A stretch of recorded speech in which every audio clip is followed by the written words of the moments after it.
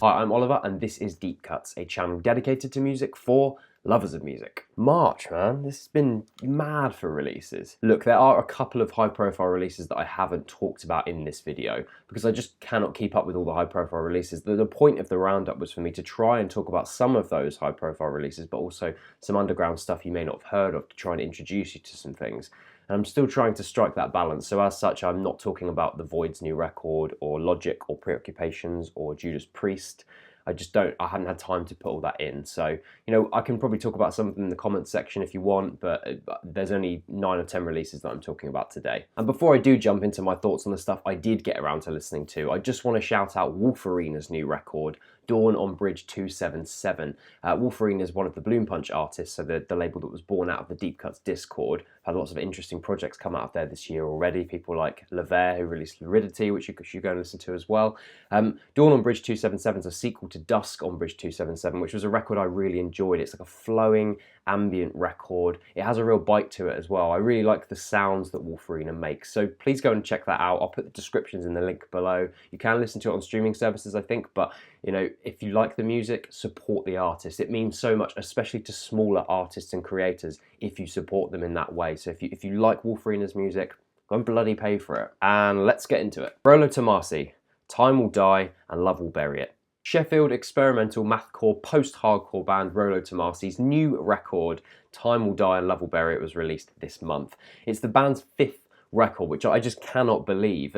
For me, they still seem like the new kids on the block. I remember seeing in 2010 they were doing new and exciting things with their music, and now they're releasing their 5th record, which is just mad. Some of Rollo Tomassi's earlier sounds were a bit rougher around the edges. I think that probably betrays a bit of a naivety in some of their earlier music. Despite that, I think they were always a very interesting group who had something to say.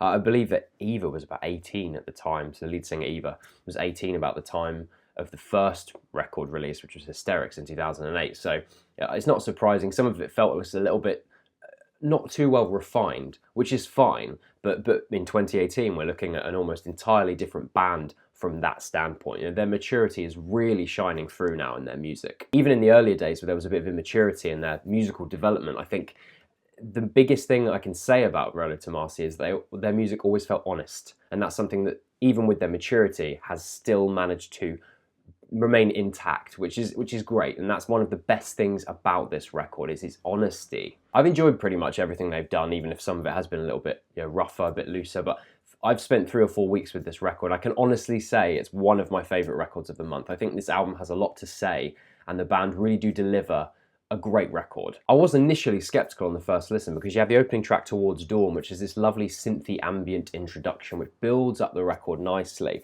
but then we get the track Aftermath, which has this kind of noodly, math rocky clean sound to it, which really reminded me of bands like Fight Star, Emarosa, Dance Gavin Dance, and I was like, not a bad song by any means, I just felt as if maybe Eva and co had lost their bite a little bit. Nah, third track Rituals completely pummels you with this bastard child of a track which sounds like Converge between The Buried and Me and the Dillinger Escape Plan. Eva's smooth vocals of the second track give way to this formidable scream, leading this aggressive technical onslaught of the instrumentals. More so than ever before, the band have worked out how to take their songwriting skills, their technical abilities, and their propensity to experiment and bring those together in a way that's really allowed the birth of this multifaceted record. The poignant piano sequence sat at the centre of the hollow hour, the incredibly tasty jazzy interlude leading into the track Balancing the Dark, the penultimate track Contretemps with its fat drums and its distorted drones, its multiple sections. Such a brilliantly accomplished record, one of my records of the month, and any fans of mathcore, post-hardcore should absolutely check this out. David Byrne, American Utopia. The legendary David Byrne, leader of band Talking Heads and acclaimed solo musician in his own right, really needs no introduction. I only just talked about Remain in Light on my New Wave video, like an undeniable highlight in this man's musical career, and also one of the best albums of all time. I have enjoyed some of his solo stuff in the past, although the only album outside of Talking Heads that I've really enjoyed of his was the collaborative record with Brian Eno, My Life in the Bush of Ghosts. What a record that is. American Utopia, the first solo David Byrne release in over 14 years, is a left field art pop album full of idiosyncrasies and weirdness that you would probably expect from his kind of music. It's one packed with engaging instrumental arrangements, stellar production, which you might expect if you know people like Daniel Lopatin are involved, and also Rodade McDonald, who did work with Sampha, but it is also a record that in some ways lacks a direction. At its best, American Utopia has some fantastic moments. I really do think that. The saccharine melodies that give way to that robotic sequence in the opening track, I Dance Like This, is a really great way to open an album. And the percussive-led Everybody's Coming to My House, which probably everyone's considering one of the best records on this album anyway. It's this bass-heavy funk with these occasional breakbeat fills. So two really great tracks off this record. The final track here has a bittersweet atmosphere with David Byrne's longing vocals and this synth pad ambience. And you can definitely hear Daniel Lopatin's influence on this track. And at other times, the tracks just don't do it for me. I found Every Day Is a Miracle just downright annoying due to that garish mock optimism. I get the point, I get the approach of that track, but it just irked me. And Byrne's voice as well feels like it's most strained on this track. He's really stretching to try and hit some of those notes. This Is That has these submerged low frequencies and baroque flourishes, but it doesn't really leave that much of an impression. It feels like a little bit of an afterthought of a track. I don't really mind that there are ups and downs on this record though, because it's great to hear David Byrne experimenting with his music. You know, not every record has to be this masterpiece. Sometimes it's nice to listen to something which does have, you know, peaks and troughs, and that's one of these records that has some things that are really worth checking out and other things that probably won't leave much of an impression on you. I still say check it out because it's David Byrne and it's an interesting left field art pop record, but you know, Every Day Is a Miracle still hurts me. So if you're a big fan of that song, let me know in the comment section. But oh dear. Young Fathers, Cocoa Sugar. Well, I know I wasn't the only person anticipating this record. Scottish art pop hip hop, but not really. Trio Young Fathers have released two great records in their career so far. Dead, which was Mercury Music Prize nominated, and also Black Men Are White Men Too, which for me is the pinnacle of their music career until now. Actually, it's interesting to follow up talking about David Byrne's American Utopia with Young Father's new record Cocoa Sugar, because both share a kind of bold expression to their music, and both have a similar approach. They're able to create and construct these really catchy melodies that really stick with you, but at the same time they want to take a left turn at that. They want to approach that in a completely different way, and that's what allows their music to breathe this expansive sigh of freedom. Young Fathers aren't interested in breaking into the mainstream music scene, I don't think, but I think it's also clear that they could if they wanted to, because they really do have some brilliant songwriting abilities. I think it's undeniable that if this band wanted to, they could put out a slab of timeless pop songs. I really do think that, and I think it's a fact that bristles throughout this splintered album, these 12 tracks, which last no more than 4 minutes, which have sequences and moments of boundless brilliance throughout them. The result is a record that made me feel elated when I first listened to it. It's a band taking these pop tracks in some ways and repurposing them to fit their approach, which is namely doing it different. Their unfixed sonic palette allows them to do pretty much whatever they want on Cocoa Sugar, and that is something they exercise throughout all of these tracks. The digital minimalism of opening track See How combines these dry synth patches and a bandy bass line. It's a poignant opener, and it really does frame the prominence of vocal melodies in Young Father's sound. Their vocals come together sonorously, a great example of their crystalline songwriting abilities, and sometimes it's just less obvious because of the way that they approach a track, and I think that's great. In my view, is another moving track. I think in the wrong hands it could be quite overwrought, because there's a really lovely melody underpinning everything. But again, the band do it in a way that doesn't allow them to slip into that kind of cliche territory. They are always adding and subtracting things from the skate, keeping things interesting, keeping you on your feet as a listener. In many ways, it's art pop done perfectly. The lo-fi noise pervading the track Lord, dirty up an otherwise lovely sounding song. And then there's a track like Holy Ghost, which you probably the only track on the record you could actually class as hip-hop. In my humble opinion, there's not a weak track on Cocoa Sugar. I just think there isn't. I think this is a band that are willing to take risks with their sound, and here it really has paid off. It makes me incredibly proud to see these British musicians doing so well. I think it's great to see artists that want to challenge the listener in some ways, but not in a way that cancels out the ability of the emotions being expressed on this music. I think this lot are absolute gems, and this is my second album of the month. Mount Eerie, Now Only. A kind of follow-up to last year's devastating A Crow Looked at Me, Phil Elverum's project Mount Eerie is back to extract yet more tears from you and everybody else who listens to his music. As many of you will know, Phil's wife Genevieve died of pancreatic cancer in 2016, leaving Phil to look after their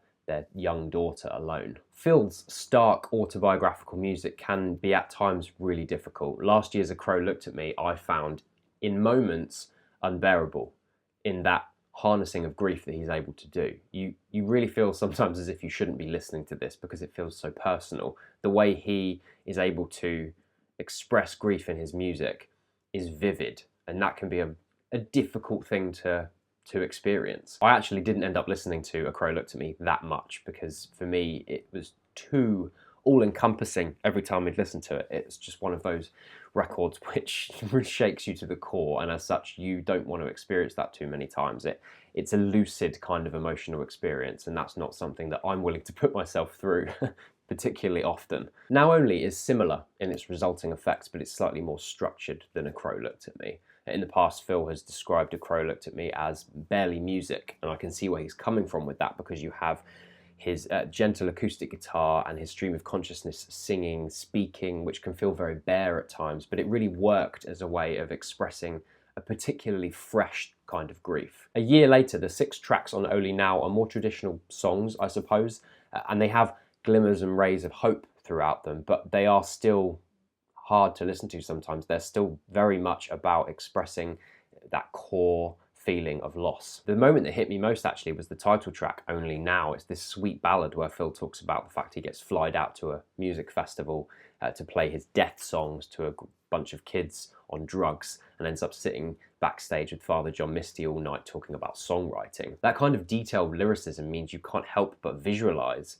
Phil's experiences of going through this horrendous loss and learning to live and learning to cope without that person that you love the most. And in that moment, I think that it was the fact that it felt so mundane in some ways, and it was so autobiographical that it crushed me. It really crushed me on a first listen. Two Paintings by Nikolai Astrup is a 9-minute track on the record, and one of my favourites on here. It has these glimmering moments of hope, and everything's accentuated by gentle washes of noise in the background, which is something that Phil has used a lot in his past albums. I just think Phil has done something wonderful here again, to be able to harness that loss and grief and create art out of it. It is amazing. I think the songs here stick with you more than A Crow Looked at Me in some ways. That doesn't mean this is a better release, it just means it's different, but it's definitely something special. Go listen to it, but have some tissues handy. Jack White, Boarding House Reach. I'm not the biggest fan of Jack White anyway. I don't think he's ever really been involved in a project or released a project that's made me sit up and take notice. I just find him to be painfully generic in most of his songwriting. That's just the way I feel, unfortunately. So as such, I'm probably going into this with slightly more bias maybe than people who do like his project. So take this with a pinch of salt if you like. This album, 45 minutes of the most paltry, exhaustingly indulgent, prosaic music I have had the misfortune of listening to since the last King Gizzard record. It sounds as if an old man set in his very boring, cliched, conventional music-making ways walked into a synthesizer shop and went, oh my god, what are these? These sound great. Why have I hardly ever used these before? I should put these into all my songs. Definitely. We actually know what synths sound like, Jack, but thanks anyway. And by including them in your songwriting, it does not by rote enhance them or allow you to call it experimentation, especially when the two disparate things do not seem to fit together at all, and there seems to be absolutely no intention of trying to make them fit together. The obnoxious use of synths on the track Hypermisophoniac is a prime example of this. It sounds like a kid tossing about on an MS-20 and the parents are off doing something and they haven't noticed that they're just doing that basically. And Jack was like, yeah, we'll just use this and we'll just throw a conventional bluesy piano track underneath it because that's experimental, isn't it? That's interesting. No, it's not. It's not clever or interesting to just put some disparate sounds together and throw them out as is. It feels to me like a pretty pathetic excuse to try and be original and have some personality. And for me, I feel like I see right through it. I don't understand what the praise for this record is about. I just think this record, if it was made by someone who wasn't Jack White, people wouldn't be interested.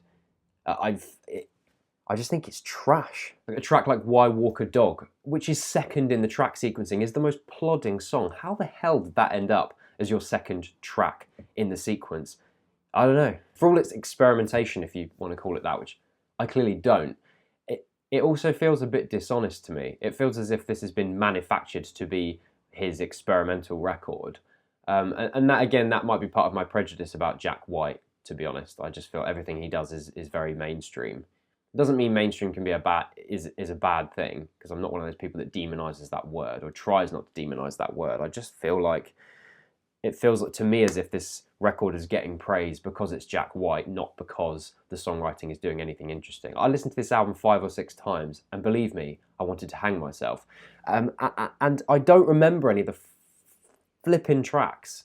I don't remember them. I just remember being annoyed. Every time he screams on the track Corporation, I wanted to pull my fingernails off. Get in the Mineshaft is this digital synth funk song. But it sounds like Jack just found that synthesizer he went into the synthesizer shop and bought and just brought out and decided to include on his record. He just uses a preset.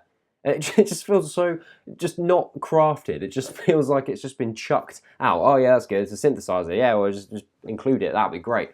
The worst thing I spent my time listening to this month, by a mile. If there's an album I vehemently dislike as much as this in 2018, it's going to be an interesting ride.